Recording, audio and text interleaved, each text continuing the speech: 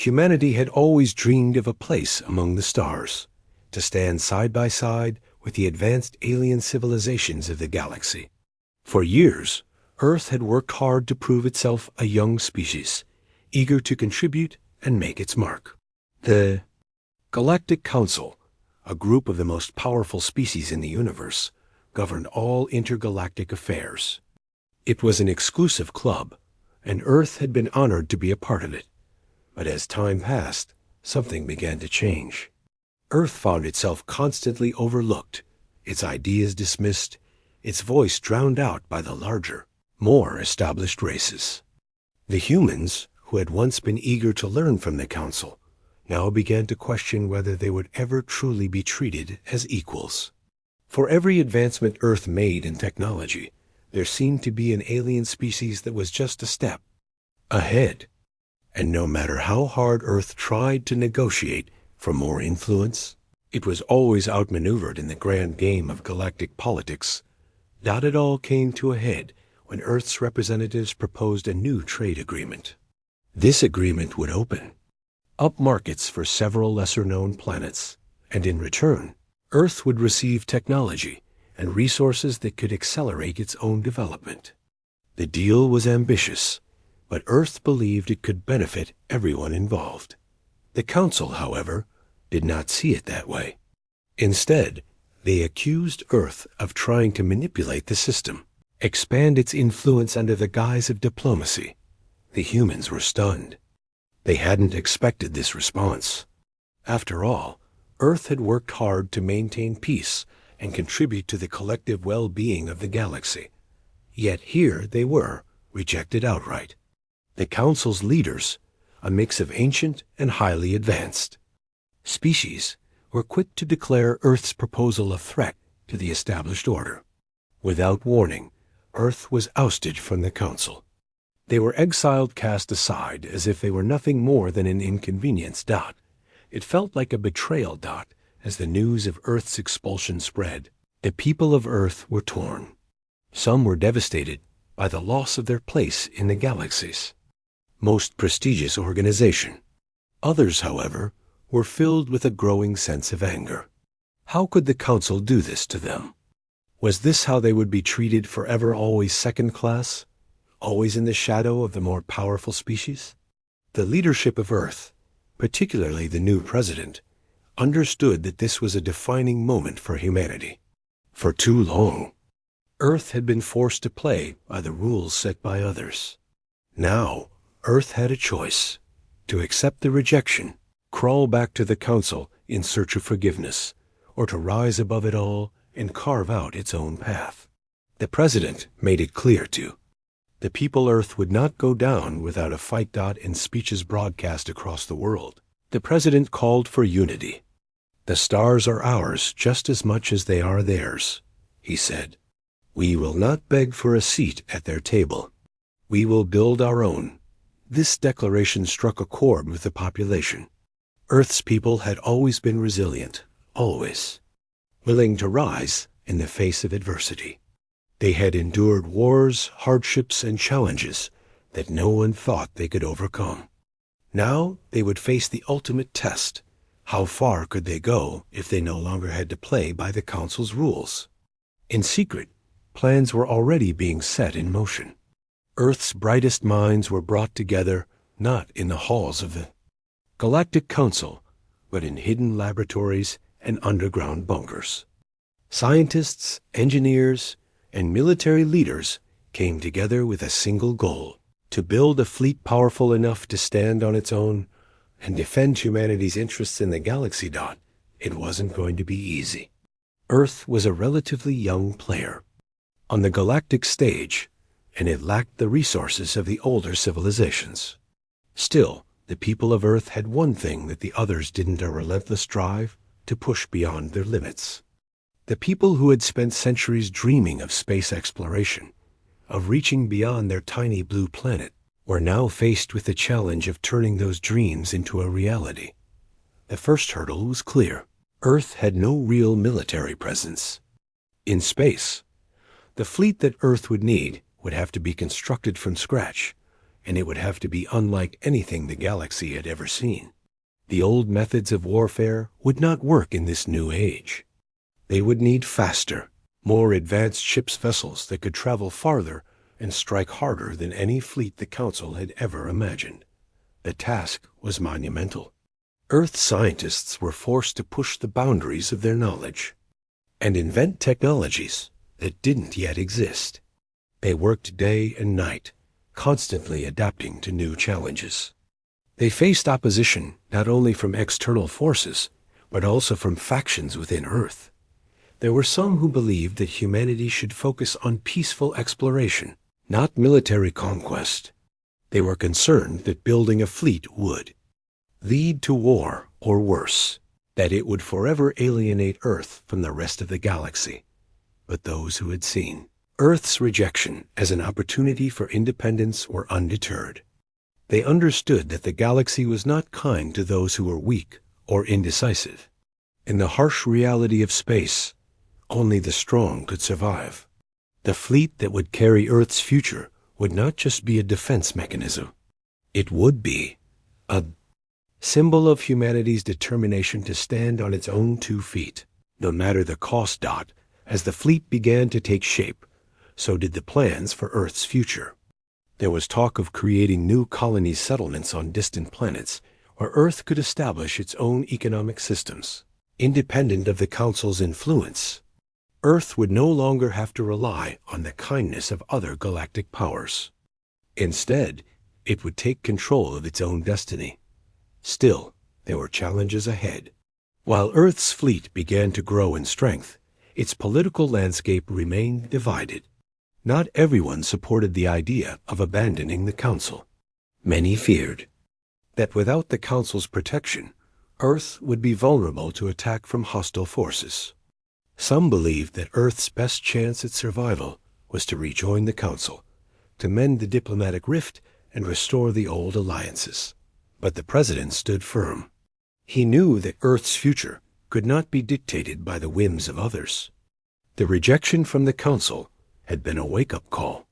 Earth could no longer rely on the Council to solve its problems. It had to stand on its own, for better or worse.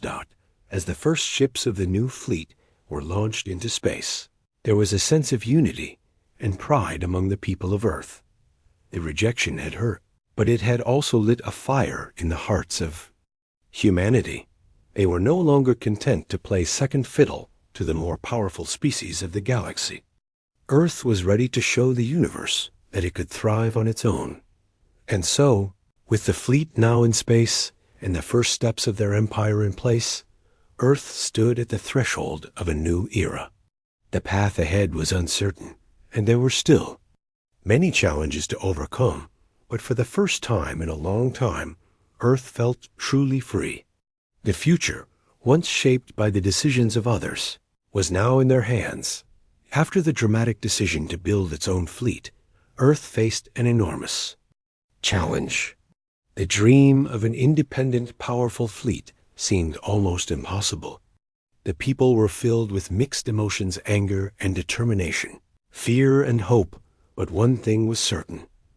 The idea of retreating or accepting defeat was out of the question. Earth's leaders knew they had no choice but to push forward, no matter how difficult the journey might be.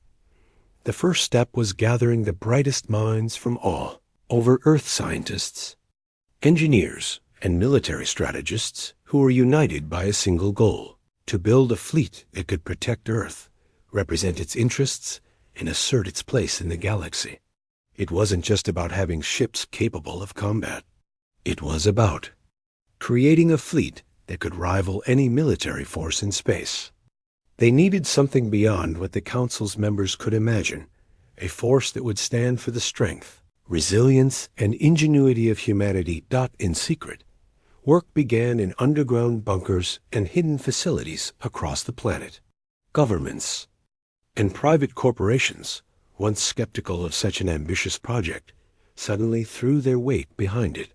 Funding flowed in from every direction.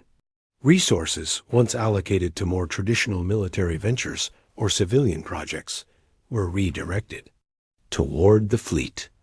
Earth scientists worked tirelessly, pushing themselves beyond the limits of their knowledge, designing ships that could operate in the harshest conditions of space, ships that could travel at unimaginable speeds, ships that would serve as a symbol of humanity's future. But there were immediate challenges. Earth was a young player in space, and the galaxy was full of established empires with advanced technology. The first problem was resources. While Earth had made incredible strides in its space program, the technology needed to build such a fleet was far beyond what any single nation could afford. They didn't have access to the rare minerals or energy sources that other galactic civilizations had. Instead, they had to rely on Earth's own ingenuity and resourcefulness. They had to be creative, resourceful, and above all, united. The engineers worked to design ships that were not only strong and fast, but also capable of self-sufficiency. They needed vessels that could navigate vast distances, withstand battles, and carry out missions on their own. There were no simple solutions. Everything had to be rethought from the ground up. Every ship had to be a masterpiece of engineering, combining advanced propulsion systems, defense shields, and weapons that were unlike anything the galaxy had seen before. Earth's first prototype ships were far from perfect. The early designs were crude, sometimes fragile, and lacking in the technological sophistication of their galactic neighbors. But they were a start. Each failure brought valuable lessons. Scientists would go back to the drawing board, tweak the designs, and improve upon them. The engineers, frustrated at times by the slow progress, would always press on, knowing that every small improvement was one step closer to their goal. Despite the setbacks, the first prototype was ready. The moment it lifted off from Earth's surface, there was a sense of disbelief mixed with awe. People had spent years dreaming of this moment, and now it was finally happening. The ship, though small and unrefined, compared to the grand fleets of the Council, was Earth's first real spacefaring vessel. It wasn't just a military tool, it was a symbol. The ship's successful launch represented the beginning of something far bigger than anyone had imagined. But as the first ship soared into space, Earth's leaders knew that building a fleet wouldn't be enough. They had to show the galaxy that Earth was serious, that it wasn't just building a fleet for self-defense, but for exploration, for trade, and for establishing a new era in galactic politics. The planet needed allies. Without the support of other star systems, Earth would be isolated, vulnerable, and weak.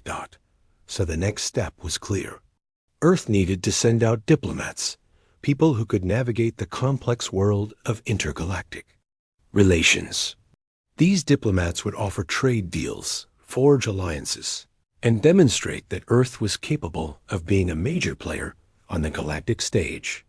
At the same time, they needed to reassure the neighboring systems that Earth wasn't seeking to dominate, but rather to peacefully coexist with other species, establishing its own influence without resorting to violence. However, not everyone on Earth was on board with the idea of expansion. Some believed that humanity should focus solely on building its fleet and strengthening its defenses. They worried that spreading out into the galaxy would invite conflict, that they were opening themselves up to retaliation from the very powers that had exiled them in the first place. There were heated debates in the halls of government, with some factions calling for restraint, while others pushed for aggressive expansion. Despite the internal debates, the push for diplomacy continued. Earth's diplomats were sent to neighboring systems to negotiate. Many of these systems, once allied with the Galactic Council, were wary of Earth's sudden rise. They had seen what had happened to Earth's membership in the Council, and feared that Earth might try to take their place in the galactic order. But Earth's diplomats had a secret weapon: Earth's fleet. The diplomats didn't just arrive with promises of trade or cooperation. They arrived with a demonstration of power. The fleet was growing, and it wasn't just a fleet of warships. It was a fleet of exploration vessels, merchant ships, and research crafts. The message was clear: Earth was no longer a passive player in the galaxy. It was building something of its own, something that would make the galaxy take notice. As these first diplomatic missions unfolded, Earth's diplomats found themselves facing a delicate balance. On the one hand, they needed to show strength. They needed to prove that Earth was capable of holding its own, of protecting its interests, and of being a trusted ally. But on the other hand, they needed to show that Earth wasn't a threat to the peaceful balance of the galaxy. The challenge was to convince other species that Earth wasn't trying to dominate. It simply wanted a seat at the table, one it would earn through hard work and diplomacy, not through force. But as negotiations continued, Earth's reputation in the galaxy began to shift. The diplomats' efforts were paying off. Slowly, Earth was starting to make new allies, forging bonds with star systems that had once viewed Earth as just another insignificant player. Trade agreements were struck, resource-sharing pacts were made, and Earth's economy began to grow rapidly. In fact, Earth's new trade routes became vital to neighboring star systems, who found themselves increasingly dependent on Earth's resources and technological innovations. Still, the Council's influence remained. The Galactic Council, threatened by Earth's rise, sought ways to keep Earth in check. They attempted to impose trade sanctions, trying to isolate Earth from the rest of the galaxy. The Council feared that Earth's success would inspire other, younger civilizations to rise up and challenge the status quo. But the more the Council tried to suppress Earth's progress, the stronger the resolve of Earth's leaders became. Earth wasn't just building a fleet anymore. It was building an empire. And as the fleet continued to grow, so too did Earth's influence in the galaxy. The people of Earth, united by the struggle to overcome rejection and isolation, began to see a future they had never dreamed possible. They weren't just surviving, they were thriving. The tension between Earth and the Galactic Council reached new heights, and soon it became clear that a reckoning was coming. But Earth had no intention of backing down. The fleet was ready, the economy was booming, and the people of Earth were more determined than ever to carve out their own destiny. As Earth's fleet continued to expand and the diplomatic efforts gained traction, the message was clear to the galaxy. Earth was not going to be forgotten. They had been rejected, cast aside, but now they were building something that would change the entire balance of power in the galaxy. And there was no turning back. As Earth's fleet began to grow, so did the challenges that came with it. The decision to build a fleet was only the beginning. The real test lay in how to use it, how to navigate the complex web of alliances, politics, and power that stretched across the galaxy. Earth was now a rising force, and it had to learn quickly how to manage its newfound strength. The first step was clear. Earth needed to make a statement to the galaxy that it wasn't just another player. It was a power to be reckoned with. The first real test of Earth's influence came when representatives were sent to neighboring star systems. These systems had once been part of the Galactic Council, and their leaders were cautious. They knew that Earth was trying to build an empire, but they weren't sure what that meant for their own future.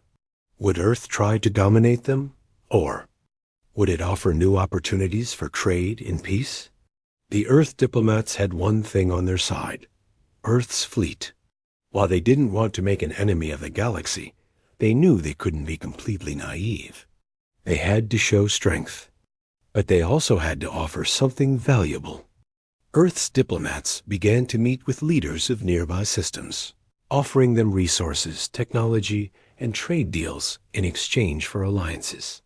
The goal was to build relationships that were based on mutual respect, not fear. However, the galaxy wasn't an easy place to navigate. Many of the systems Earth was reaching out to were wary of the new kid on the block. They had been part of the Galactic Council for centuries, and Earth was still seen as a young, untested species. It was difficult to convince them that Earth wasn't just trying to expand its power, but instead wanted to create a new kind of galactic order, one that didn't revolve around a small group of elites, but was open to all species, big and small. Some systems were more receptive to Earth's overtures than others. They saw the potential for new alliances and opportunities. But others were more cautious, even suspicious. They had heard the rumors of Earth's fleet, its rapid growth, and its bold plans to expand. They wondered if Earth's diplomats were truly sincere, or if they were just trying to use diplomacy as a cover for military expansion. It was a delicate balancing act, and Earth's diplomats had to walk a fine line. They couldn't afford to come on too strong, but they couldn't appear weak either. Meanwhile, the Galactic Council was watching from afar, not yet willing to act, but certainly paying attention. They were already feeling the pressure from Earth's rise. The Council had long been the governing body of the galaxy, the group that decided the fate of entire systems, and they had never had to face a challenge like this. Earth, once a quiet, almost invisible planet in the grand scheme of things, was now making waves, and the Council wasn't sure how to handle it. At first, the Council tried to dismiss Earth's rise, believing that its fleet would be nothing more than a fleeting threat. After all, the Council's fleets were far larger, better equipped, and had centuries of experience behind them. But the Council underestimated Earth's determination. The fleet continued to grow, its ships becoming more advanced with each passing month, and Earth's diplomats continued to make strategic alliances with systems that had once been loyal to the Council. The more Earth's influence spread, the more it seemed like the Galactic Council had misjudged humanity. The Earth fleet wasn't just a military force. It was a symbol of Earth's resolve to forge its own future, to take control of its destiny. Slowly, other systems began to take notice. Earth wasn't just trying to survive anymore. It was thriving. And that made it impossible for the galaxy to ignore. As Earth's fleet continued to grow, so did the complexity of its relationships with other species. New tensions began to form, especially as Earth's trade routes expanded.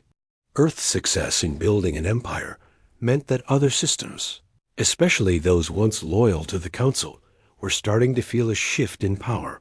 Earth was no longer just an observer in the galaxy. It was a participant in the game, and its influence was being felt across the star. But Earth's diplomats were not naive. They knew that with power came responsibility. They couldn't afford to make enemies of everyone. They had to tread carefully, using both diplomacy and force to ensure that their rise was peaceful, or at least relatively peaceful. Earth's leaders also knew that the galaxy's larger, older civilizations would never fully accept Earth's independence. To the Council, Earth's very existence outside of their control was a threat to their way of life. At the same time, Earth's people were growing more and more invested in this new path. The idea of creating a new galactic empire, one that wasn't constrained by the old rules, was something that inspired a sense of pride.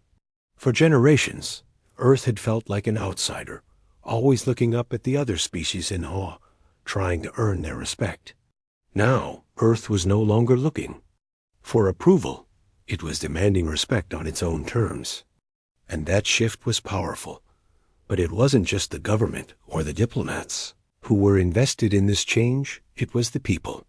From every corner of Earth, individuals were stepping up to contribute to the cause. Engineers and scientists were creating technologies that allowed the fleet to expand. Young recruits were joining the military, eager to defend their home in the future that was being built in the stars. Workers in factories and farms were providing the resources necessary to sustain the effort. Earth was no longer just a planet. It was a unified force, with everyone playing their part in the great adventure of building an empire. The tension between Earth and the Galactic Council reached a tipping point when Earth, in one of its boldest moves yet, sent an envoy to one of the most powerful systems in the galaxy one that had long been a stronghold of the Council. Earth's diplomats knew this was a risk, but they also knew that if they could win over this system, it would send a powerful message to the rest of the galaxy. The meeting was tense from the start. The Council-backed system had heard the rumors of Earth's rising power, and they were not willing to trust Earth's intentions. They had been part of the Council for so long that they couldn't fathom a galaxy without the Council at its center. Earth's diplomats, however, were determined to change their minds. They didn't just offer trade deals. They offered something more, a new vision for the future of the galaxy, one where every species had an equal say, where strength was not about dominance, but about cooperation and mutual respect. That the talks were long and difficult, with moments of frustration and anger. But in the end, Earth's diplomats succeeded. They had won the trust of the system. The trade deals were signed, and more importantly, a new alliance was born. This was a huge victory for Earth. It proved that diplomacy, combined with strength, could change the course of history. But while the diplomatic victories were important, Earth knew that they couldn't rest on their laurels. The Council had seen Earth's success, and they would not let it go unnoticed. The pressure was mounting, and the galaxy was watching closely. Earth had made its mark, but the real question was whether it could hold its ground, and whether the galaxy would accept this new, powerful force in their midst. As Earth's fleet continued to grow, its influence spread further. Earth wasn't just participating in the galaxy anymore. It was reshaping it. And although the Council still held power, it was becoming clear that Earth was no longer content to be a passive player. It was rising, and with each victory, diplomatic, economic, and military, it was securing its place in the galaxy. One step at a time, Earth's rise was undeniable. The fleet, once a dream, had now become a symbol of strength, a representation of humanity's resolve to create its own path in the galaxy. With each passing month, the fleet grew more powerful, its ships becoming faster, more advanced, and more numerous. But even as Earth's influence spread, the challenges were far from over. The moment of reckoning that Earth's leaders had been dreading was drawing nearer. The Galactic Council, though weakened by Earth's defiance, was not about to sit idly by. Tensions between the Council and Earth had reached a boiling point, and it was only a matter of time before a confrontation would occur. The first sign of this came when a fleet of ships, clearly marked as loyal to the Council, appeared near the Council. Edge of Earth's space. Earth had been on high alert for months, expecting some kind of retaliation, but seeing the fleet in person was a sobering experience. These ships were not just warships, they were massive, equipped with weapons that could destroy entire cities in an instant. They were a clear warning from the Council. Earth's actions had not gone unnoticed, and now it was time to face the consequences. The news spread quickly across Earth, sparking fear and uncertainty. Would Earth's fleet be able to stand up against the might of the Council? Would all the hard work, all the sacrifices made to build the fleet, be for nothing? The public was divided. Some people were confident, proud of what Earth had achieved. Others were scared. They knew the Council's ships were powerful, and no matter how advanced Earth's fleet had become, it was still inexperienced compared to the seasoned fleets of the Council. Despite the fear, Earth's leaders knew there was no turning back. They had to protect their people, their future, and the independence they had fought so hard for. Earth's fleet, though smaller, had something. The Council didn't an unshakable will to survive. The battle was inevitable, and both sides knew it. As the two fleets closed in on each other, the tension was palpable. This was no longer just about Earth trying to establish itself in the galaxy. It was about survival. The battle that would determine Earth's future had begun. The first shots were fired in deep space, far away from Earth, but the shockwaves could still be felt. The Council's fleet came at Earth with everything it had. Their ships, large and imposing, unleashed waves of firepower, targeting Earth's vessels. The Earth fleet, smaller and more nimble, had the advantage of speed, but it was still vastly outnumbered. The battle was fierce, with explosions lighting up the darkness of space, sending debris scattering across the void. For hours the two fleets clashed, each side giving no quarter. Earth's fleet, though younger, had been designed for flexibility and maneuverability. The ships darted and weaved through the chaos of battle, launching precise strikes at the larger Council vessels. The Council's ships, though powerful, were less agile and slower to respond to Earth's tactics. Still, they had the advantage in terms of raw firepower. Despite the overwhelming odds, Earth's fleet held its ground. In a move that would become a defining moment in the conflict, Earth's fleet commander ordered a daring maneuver, a direct assault on the heart of the Council's fleet. It was a risky move, one that could easily have turned the tide in favor of the Council, but it paid off. The Earth ships broke through the enemy lines, disabling several of the Council's flagship vessels in the process. The battle raged on, but for the first time, Earth had gained the upper hand as the battle continued. It became clear that the Council's fleet was not prepared for this kind of fight. Earth's strategy, while unconventional, was proving to be effective. The Council's ships began to retreat, one by one, as their engines were damaged, their shields weakened. The Earth fleet pressed on, pushing the Council back into a corner. The sheer determination of Earth's forces, combined with their new technology and tactics, had turned the tide in their favor. After what seemed like an eternity, the last of the Council's ships surrendered. The battle was over. Earth had won, but victory came at a cost.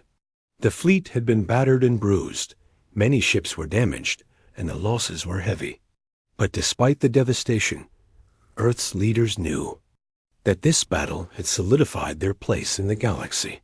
The galaxy would never look at Earth the same way again. Earth had proven that it could hold its own, that it was a force to be reckoned with. The victory sent shockwaves throughout the galaxy. The Council, once the dominant power, was now on the defensive. Earth had proven that it wasn't just a passive observer anymore. It was a player on the galactic stage, one that could stand toe-to-toe with the most powerful forces in the universe. Other star systems that had been wary of Earth's rise now began to take notice. Some, especially those that had been unhappy with the Council's rule, saw an opportunity to align themselves with Earth. Earth's diplomats, already working tirelessly to build new alliances, now had even more leverage. The war had not been the end, however. It had only been the beginning. While the victory was significant, it was clear that there were still challenges ahead. The Council, though shaken, was not broken. It still controlled vast swaths of the galaxy, and there were many systems that remained loyal to it. Earth would need to continue building its fleet, strengthening its alliances, and preparing for whatever came next. But for the first time, Earth had proven that it was capable of defending itself and fighting for its future in the aftermath of the battle. Earth's leadership turned its focus to rebuilding. The damage to the fleet was extensive, and many of Earth's ships needed repairs before they could return to full strength. It would take time, resources, and a great deal of effort to restore the fleet to its full capacity. But the people of Earth were resilient. They had faced the impossible and come out victorious. There was no challenge they couldn't overcome if they worked together. Earth's people, once divided over the idea of building an empire, were now united in their determination to move forward. The war had shown them that they had the strength to defend their future, and now they were more committed than ever, too, shaping it on their own terms. The victory was not just a military one. It was a victory for the people, for their dreams, for their belief in the power of their will. The rest of the galaxy watched closely, unsure of what to make of Earth's sudden rise to power. Earth had always been seen as a small, insignificant player on the galactic stage, but now it had proven that it could stand alongside the greatest powers in the universe. What would come next? Would Earth continue to expand its empire, forging new alliances and establishing new colonies? Or would the Council, despite its loss, strike back and attempt to crush Earth's newfound power? For now, the future was uncertain. But one thing was clear. Earth was no longer just a member of the Galactic Council. It was an empire in the making, and nothing could stop its momentum. The galaxy would have to reckon with Earth's rise, and, whether they liked it or not, they would have to accept that humanity was here to stay in the wake of their victory. Earth's leaders and citizens were filled with a renewed sense of purpose. The battle had been won, but the journey was far from over. Earth had proven it could defend itself, but now came the harder part, ensuring that the victory was not just a one-time achievement, but the beginning of something much bigger. The war had shown Earth's strength, but it also revealed the challenges that lay ahead. The Galactic Council had been shaken, but it was still a powerful force, and there were many systems loyal to its cause. Earth would need to continue building its fleet, forming new alliances, and most importantly, expanding its influence across the galaxy. The first step in this next phase was clear. Earth had to expand its territory. The people had fought hard to protect their home, but now they needed to make sure their influence reached beyond Earth itself. Colonization of new planets became the top priority. With the fleet's victory fresh in everyone's mind, the government saw an opportunity to establish new colonies on uncharted worlds that would not only serve as resources for Earth, but also as stepping stones for humanity's future in the galaxy. The process of colonization was not easy. Earth's fleet had only recently proven its worth in battle, and while it had gained the respect of many systems, it was still viewed with suspicion by others. Some systems were still loyal to the Council, and they saw Earth's expansion as a threat to their own power. They warned the Earth leadership that trying to build an empire would only lead to more conflict. That expansion would make Earth vulnerable to attacks from every side. But Earth's leaders were resolute. They understood that they had to act now, before the opportunity slipped away. The galaxy was changing, and Earth had to secure its future while it still could. The first colonies were set up on planets that were far from the influence of the older, more powerful systems. These planets, rich in natural resources, became crucial to Earth's plans. The newly established colonies were initially small, self-sufficient outposts designed to support Earth's economy and military. But they were more than that. These colonies were symbols of Earth's growth, proof that humanity was not just surviving, but thriving in the vastness of space. They were a statement to the rest of the galaxy that Earth's ambitions were real, and that it would not be pushed aside. At first, the colonies faced challenges. The environments on these new planets were often harsh and unforgiving, and the settlers had to work tirelessly to adapt to their new surroundings. The first few years were tough. Food shortages, technical failures, and communication breakdowns made life difficult. But Earth's people were nothing if not resourceful. They had faced adversity on their home planet for centuries and had learned to adapt to whatever came their way. Now, they applied that same resilience to building their new colonies. Slowly, but surely, the colonies began to thrive. The Earth fleet, though stretched thin with the demands of both defense and colonization, continued to grow. New ships were constructed at an incredible pace, and the military presence in the galaxy became undeniable. Earth's influence began to spread, not through force alone, but through a combination of diplomacy and strategic power. While the fleet was a symbol of strength, it was the alliances Earth formed with neighboring systems that truly solidified its position as a rising power. Some of the systems that had been wary of Earth's rise began to change their tune. Many saw the advantages of working with Earth's growing empire. The Earth fleet's protection, combined with the prosperity brought by new trade agreements, made it an attractive option for many star systems. The diplomatic efforts that had begun earlier now paid off. Earth's representatives were sent to neighboring star systems to negotiate deals that would benefit both sides. These alliances were not just about military support. They were about mutual growth and shared prosperity. One of the key factors that made Earth's alliances different from those of the Galactic Council was that Earth's leaders had no interest in domination. They understood that the galaxy was a diverse place, and they wanted to build relationships based on respect, cooperation, and mutual benefit. As Earth's economy began to grow, so did its diplomatic reach. Systems that had once felt the weight of the Council's control were now eager to align themselves with Earth. They saw a future where they could have more autonomy and influence, and Earth's fleet was there to provide the security that allowed them to pursue that future. As the years passed, Earth's empire continued to expand, and its influence reached far beyond its own borders. But with expansion came new challenges. The larger Earth's empire grew, the more resources it needed. The colonies, once self-sufficient, now depended on a steady flow of materials from Earth itself. The Earth fleet, already stretched thin, had to defend not only Earth and its colonies, but also the new trade routes that had been established. The military and diplomatic efforts became a delicate balancing act. Earth's leaders had to make tough decisions about where to focus their resources and how to keep their growing empire stable. The growth of Earth's empire also brought new internal challenges.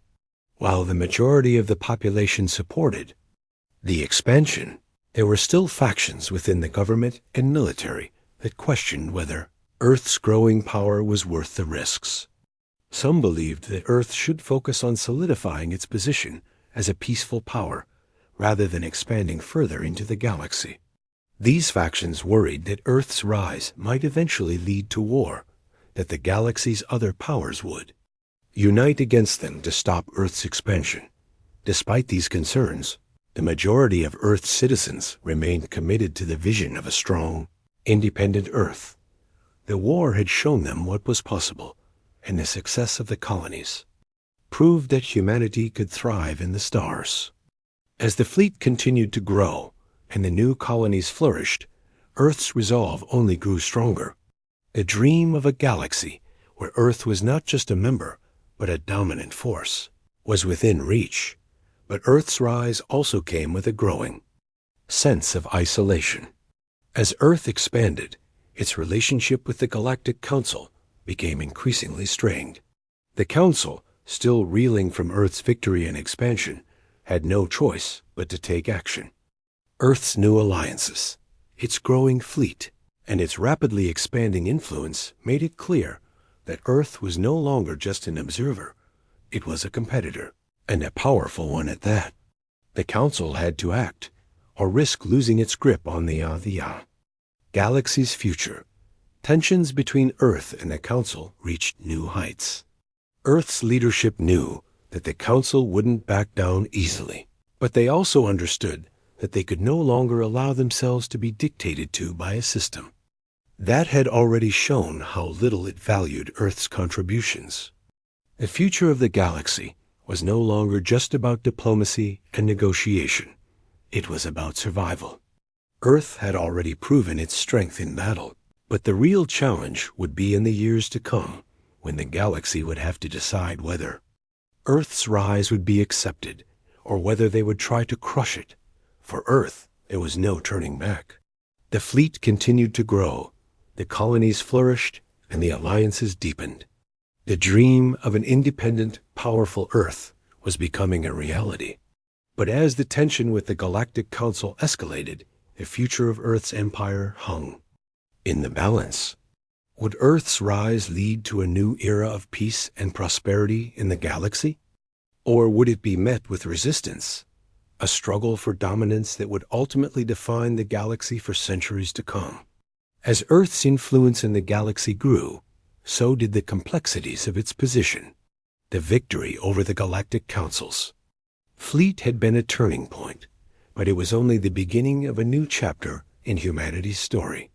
The dream of an independent Earth, free from the control of the older, more powerful systems, was now a reality.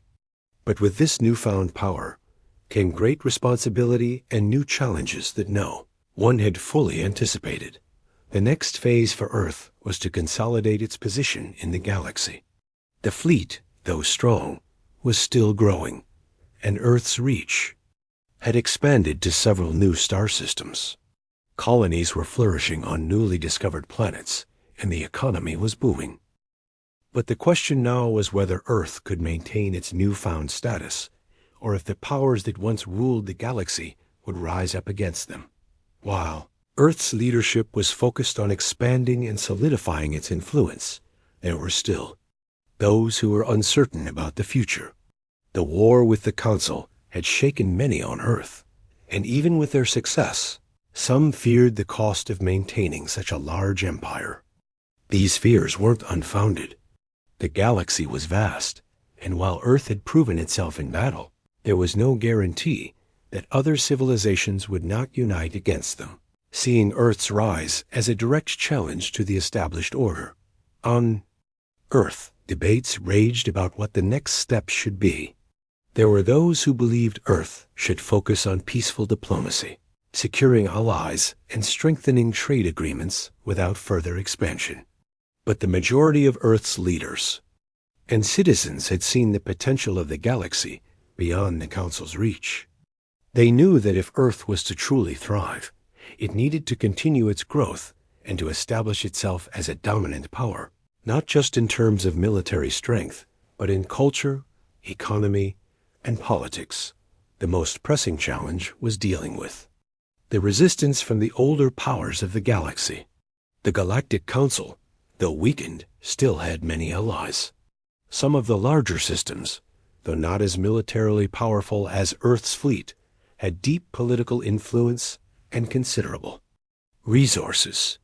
These systems were not willing to sit back and watch Earth's rise without trying to reclaim some control. They began to build alliances of their own, rallying under the banner of the Council, determined to challenge Earth's growing influence. In response, Earth's leaders knew they had to be strategic. They couldn't afford to make the same mistake. Twice, the Council had underestimated Earth's strength before, but Earth could not make the same mistake with the galaxy's new powers. Earth's diplomats, military commanders, and political strategists were working around the clock to secure Earth's future. It was clear that negotiations and diplomacy alone would not be enough to guarantee Earth's safety and independence.